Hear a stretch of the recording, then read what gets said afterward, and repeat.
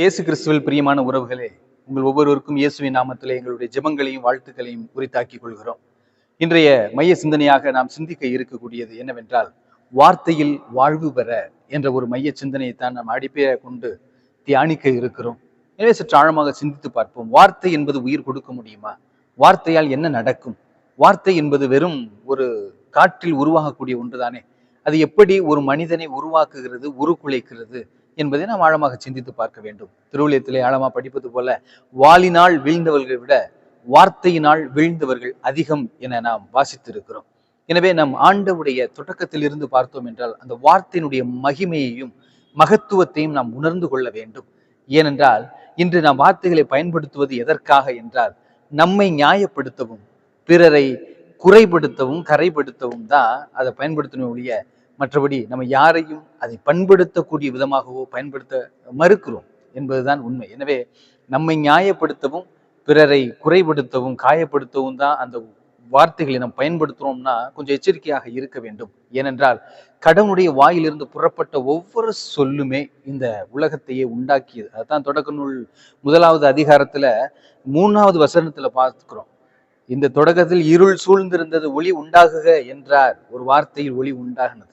எனவே இன்றைய நாளிலே நாம் சிந்திக்க இருக்கக்கூடியது அனைத்துமே என்னவென்றால், ஆண்டவரே ஒரு வார்த்தை சொல்லும், என்னுடைய உடலில் இருக்கக்கூடிய இருள் மறைந்து ஒளி பரவ வேண்டும் என்ற ஒரு மையத்திலே நாம் சிந்திக்க வேண்டும். எனவே ஆண்டவரை நாம் மன்றாட வேண்டும். ஆண்டவரே, என்னுடைய சிந்தனையில் நான் இருள் அடைந்து இருக்கிறேன், என்னுடைய பார்வையில் இருள் அடர்ந்து இருக்கிறது, என்னுடைய பேச்சுக்களில் இருள் அடர்ந்து இருக்கிறது, என்னுடைய செயல்களில் இருள் அடர்ந்து இருக்கிறது. எனவே எவ்வாறு நீ இருள் சூழ்ந்த இந்த பள்ளத்தாக்கின ஒரு வார்த்தை சொல்லி இந்த பூமியில வெளிச்சம் உண்டாக்கினீரோ, அதே போல என்னுடைய வாழ்க்கையிலும் வார்த்தையிலும் பார்வையிலும் பேச்சிலும் செயலிலும் சொல்லிலும் அனைத்திலும் ஒளியை உண்டாக்க செய்வீராக. எவ்வாறு ஒளி உண்டானால் இருள் மறைந்து போகிறதோ, அதே போல என்னுடைய வார்த்தை எனக்கு மட்டுமல்ல, என்னை சார்ந்து வாழக்கூடிய சக உறவுகளுக்கும் அது உயிர் கொடுக்க வேண்டிய ஒரு சூழ்நிலையிலே உருவாக்க வேண்டும். எனவே ஆண்டவரே, என்னை பண்படுத்துங்கள், என்னை பயன்படுத்துங்கள் என்று சொல்ல வேண்டும். எனவே அன்பிற்கினியவர்களே, நாம் சற்று ஆழமாக சிந்தித்து பார்த்தோம் என்றால், வார்த்தையினுடைய மகத்துவம் என்ன? அதான் ஒரு வார்த்தை ஒரு மனிதனை உருவாக்குமா அப்படின்னா, யோவான் நற்செய்தி 1:1 நம்ம பார்க்கிறோம்.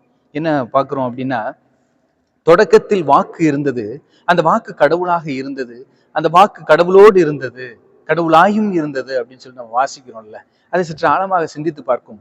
வார்த்தை தான் கடவுள் என்பதை இந்த நற்செய்தி வசனம் யோவான் 1:1 நாம் வாசிக்கிறோம். அதே யோவான் நற்செய்தி 1:14 என்ன இருக்கிறது என்றால், வாக்கு மனிதரானார், நம்மிடையே குடிகொண்டார் என்ற ஒரு வார்த்தையை நாம் பார்க்க வேண்டும்.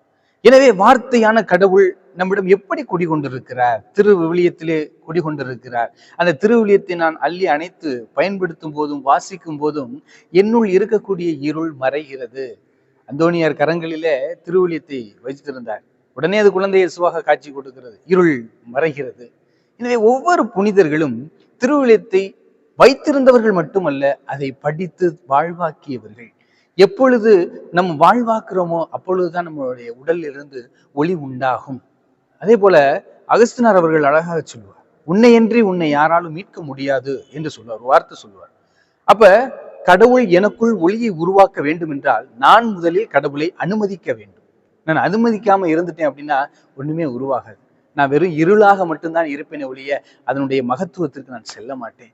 இன்றைய நற்செய்தியின்படி வாசிக்கக்கூடிய வாசகம் என்ன பின்புலம் பார்த்தோம்னா, மத்தேயு 5 அந்த 5வது அதிகாரத்துல அந்த 18வது வசனத்தை வாசி பார்த்தோம் அப்படின்னா, விண்ணும் மண்ணும் ஒளிந்து போகும், ஆனால் இறைவாக்குகள் ஒளியவே ஒளியாது.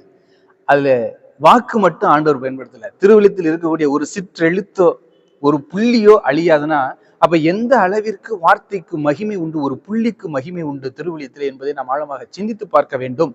எனவே அந்த வார்த்தைகளை நமக்குள் செலுத்தும் போது இந்த உடலாகிய மனிதனே நீ மண்ணாய் இருக்கிறான்னு சொல்றேன். அப்ப நான் மண்ணு தான் ஏத்துக்கிறேன், நான் மண்ணு தான்.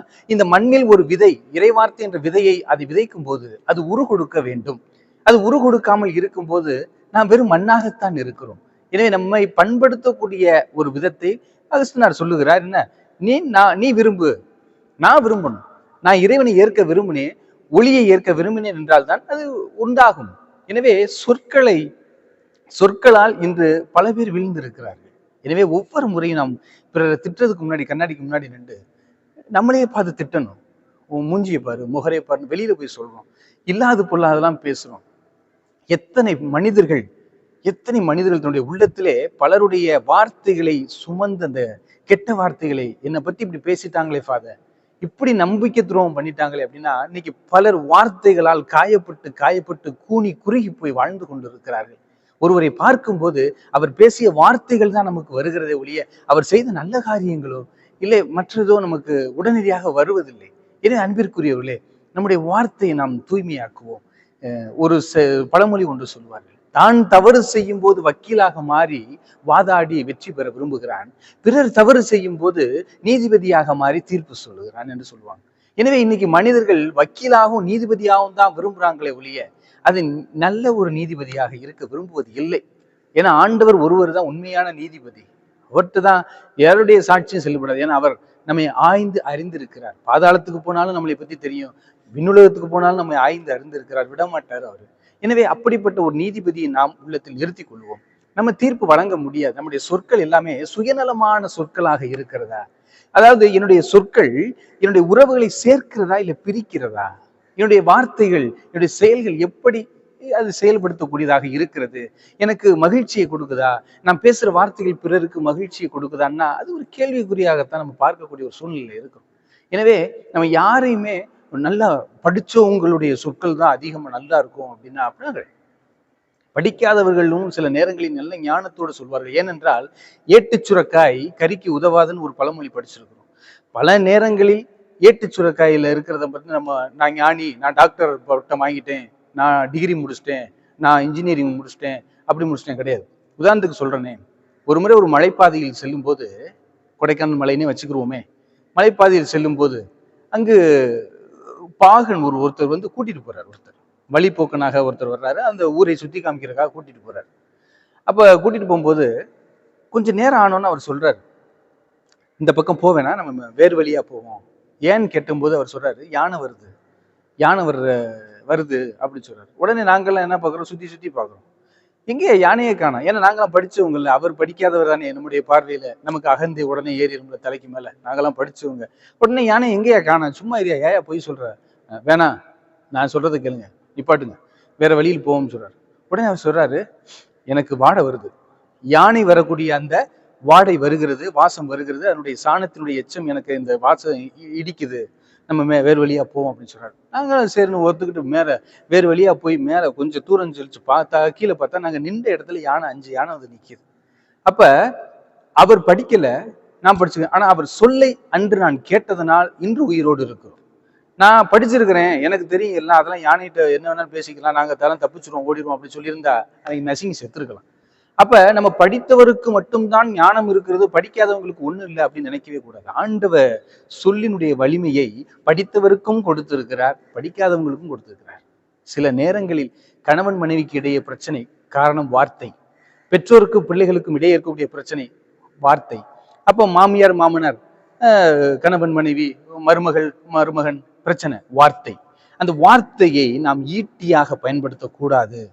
அதான் சொல்றாங்கல்ல, அது என்னன்னா ஒரு அழகான ஒரு மொழி சொல்லுவாங்க, எனக்கு ரொம்ப பிடிச்ச அந்த ஒரு பழமொழி என்னன்னா, பேசுவதற்கு முன்பு வரையிலும் அந்த வார்த்தை எனக்கு சொந்தம், பேசிய பிறகு வார்த்தைக்கு நான் சொந்தம். அப்ப பாத்துங்க, நான் பேசுறதுக்கு முன்னாடி என் மனசுல இருக்கக்கூடிய வார்த்தைக்கெல்லாம் நான் தான் சொந்தம்.